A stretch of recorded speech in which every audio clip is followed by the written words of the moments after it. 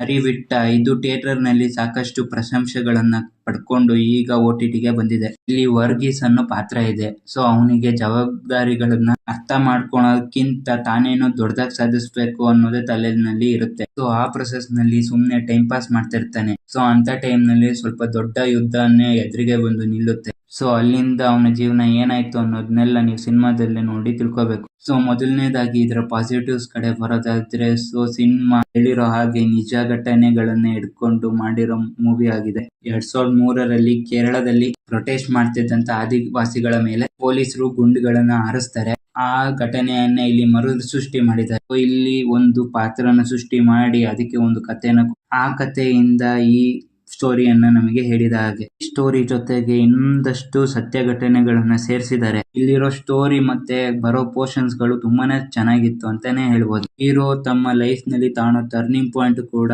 ಆದಷ್ಟು ಗ್ರೌಂಡೆಡ್ ಆಗಿತ್ತು. ಅದಕ್ಕೊಂದಷ್ಟು ರೀಸನ್ ಅಂತ ಕೂಡ ಕೊಟ್ಟಿದ್ದಾರೆ. ಅದಷ್ಟು ವರ್ಕ್ ಆಯ್ತು. ಇನ್ನು ಇಲ್ಲಿನ ನೆಗೆಟಿವ್ಸ್ ಅಂತ ಹೇಳಕ್ ಹೋಗಲ್ಲ. ಕೆಲವರಿಗೆ ಇಷ್ಟ ಆಗ್ಬೋದು, ಕೆಲವರಿಗೆ ಇಷ್ಟ ಆಗ್ದಲೇನೋ ಇರ್ಬೋದು. ಮೊದಲನೇ ನೆಗೆಟಿವ್ ಏನಂದ್ರೆ ಸಿನಿಮಾ ಸ್ವಲ್ಪ ಪ್ರಿಡಿಕ್ಟೇಬಲ್ ಆಗಿದೆ. ಎರಡನೇ ಹಾಫ್ ಅಲ್ಲಿ ಸಿನಿಮಾ ಹೇಗ್ ಮೂವ್ ಆಗುತ್ತೆ ಏನಾಗುತ್ತೆ ಅನ್ನೋದು ಸ್ವಲ್ಪ ಪ್ರಿಡಿಕ್ಟ್ ಮಾಡಬಹುದು. ಸೆಕೆಂಡ್ ನೆಗೆಟಿವ್ ಪಾಯಿಂಟ್ ಏನಂದ್ರೆ ಇದು ಒಂದು ರೋಟೀನ್ ಫಿಲಂ ಆಗೋಗಿದೆ.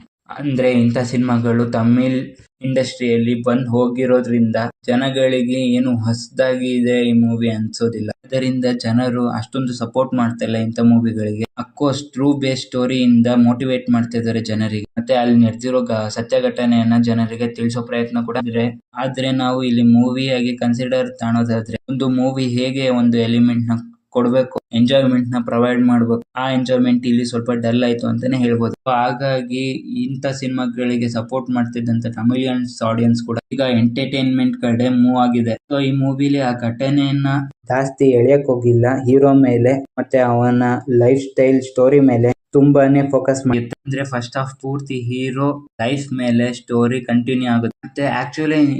ಮತ್ತೆ ಆಕ್ಚುಲ್ ಇನ್ಸಿಡೆಂಟ್ ನ ಕೊನೆ ಅರ್ಧ ಗಂಟೆಯಲ್ಲಿ ತೋರಿಸಿ ಮುಗಿಸಿದ್ದಾರೆ. ಅದು ಕೂಡ ತುಂಬಾ ಕಂಪ್ಲೀಟ್ ಆಗಿ ಡ್ರ್ಯಾಗ್ ಮಾಡಿದ್ದಾರೆ. ಹೀರೋ ಆ ಪರಿಸ್ಥಿತಿಲಿ ಹೇಗೆ ವರ್ತಿಸ್ತಾನೆ ಅನ್ನೋದನ್ನೇ ತೋರಿಸಿದ್ದಾರೆ. ಸೊ ಇದು ಕೂಡ ಸುಮಾರು ಸಿನಿಮಾಗಳಲ್ಲಿ ಆಗಿ ನಡೆದೋಗಿ ಫಸ್ಟ್ ಟೈಮ್ ನೋಡಿದಾಗ ಅದು ಡೇರಿಂಗ್ ಅನ್ಸೋದು, ತುಂಬಾ ಚೆನ್ನಾಗಿದೆ ಅನ್ಸೋದು. ಆದ್ರೆ ಈಗ ಅದು ರೋಟೀನ್ ಆಗೋದು.